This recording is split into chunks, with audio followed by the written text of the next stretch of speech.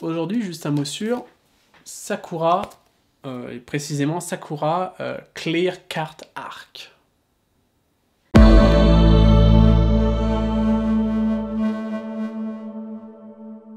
Bien, alors Sakura Clear Cart Arc est une suite officielle donc du manga Sakura chasseuse de cartes de chez Clamp, dont je suis un très grand fan. Clamp, donc qu'est-ce que Clamp? Alors Clamp, c'est un regroupement de mangaka féminines, principalement connues pour leur travail sur des shoujo, donc ça d'ailleurs c'est aussi un shoujo, mais qui sont aussi rapprochés ces dernières années du shonen avec Tsubasa Chronicle par exemple, mais qui sont aux commandes de séries, dont ma série manga préférée qui est, faut pas le dire triple X, je crois que c'est Cross Unleak, mais ça se lit Triple X Unleak, donc c'est Cross Unleak, qui est vraiment mon manga préféré, je crois, qui a inspiré beaucoup des univers que je crée, que je m'imagine. Elles ont aussi créé plein d'autres choses, il y a Chobi, il y a simplement X, mais là par contre je sais pas si on doit prononcer le X ou dire Cross, et encore plein d'autres histoires que j'adore.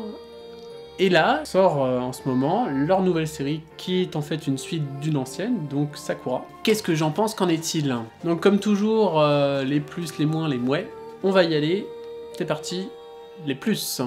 Donc déjà le premier plus, c'est vendeur, hein, c'est la couverture que je trouve vraiment géniale, elle est vraiment très très belle, mais ça serait surprenant de Clamp que ça soit pas très très beau en fait. Mais quand j'ai vu ça, moi j'ai été un peu subjugué par cette maîtrise dans le dessin, dans la couleur, surtout au niveau des cristaux que Sakura a sur elle, que je trouve c'est juste magnifique, quoi.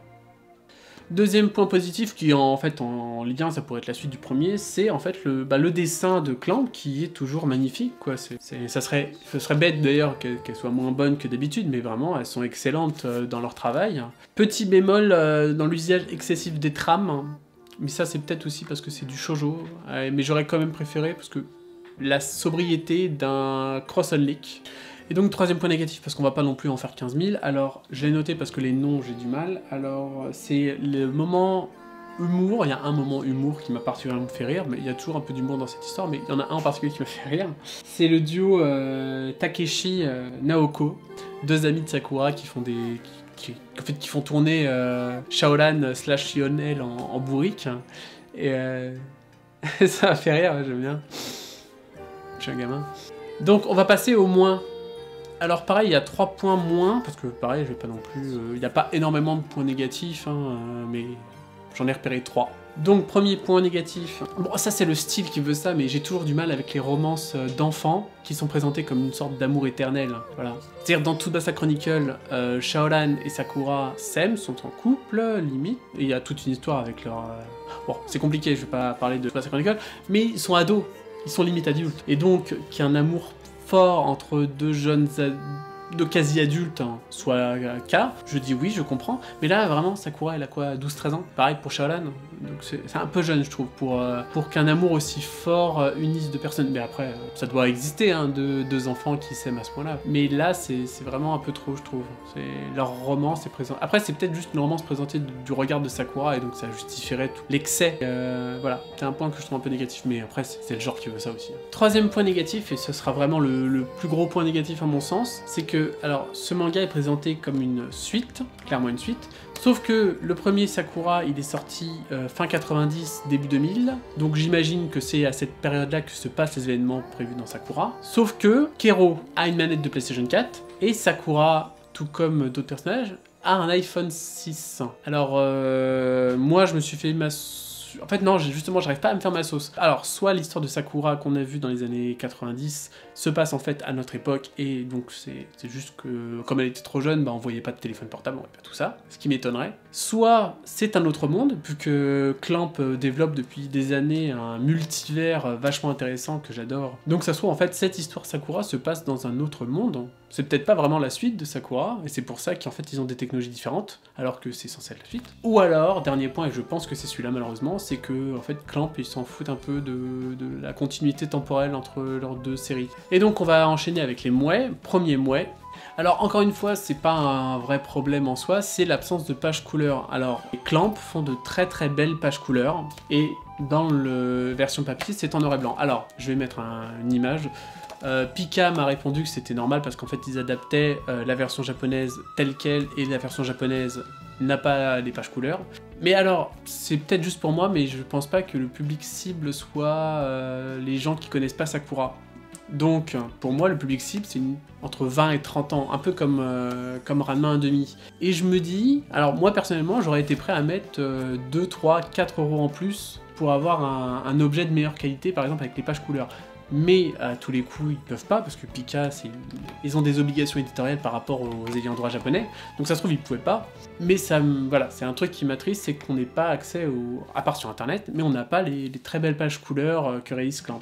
Mais c'est pas la faute de Pika, je pense, hein, c'est juste qu'ils ont pas le choix. Mais voilà, moi j'aurais préféré payer un peu plus cher et avoir un manga avec les pages couleurs.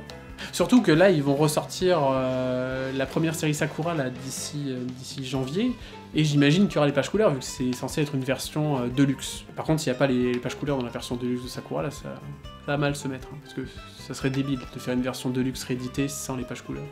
S'il y a des pages couleurs, en fait, je sais pas s'il y a des pages couleurs dans Sakura original, j'imagine. Voilà. C'est mon premier point mouais. Mon deuxième point mouais, et encore une fois, c'est sûrement pas la faute de Pika en soi, mais c'est que, alors, la page de présentation des personnages, c'est une double page, et la page de présentation de l'intrigue de la première série, pareil, c'est 2 pages. C'est super short. Pour avoir lu le manga Sakura, c'est compliqué de résumer tous les personnages en 2 pages, et toute l'intrigue de Sakura en 2 pages aussi. Ce qui me laisse, encore une fois, à comprendre qui est le public.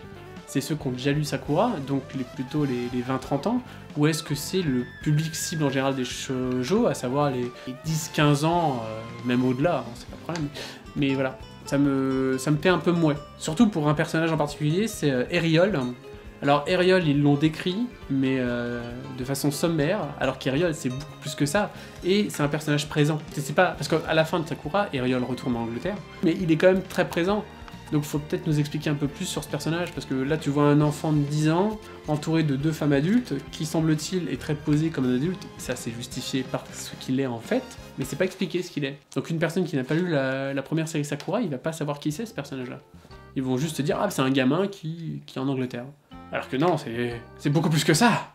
Mais bon, je vais pas spoiler Sakura pour ceux qui n'ont pas lu.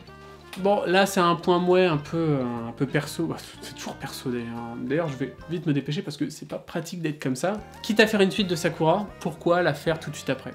Ça me pose problème, parce qu'à la fin de Sakura, il y avait une conclusion, une morale en quelque sorte, Sakura avait changé, évolué. Et ce qui lui arrive là maintenant, ça aurait pu arriver à la Sakura de 5 ans plus vieille.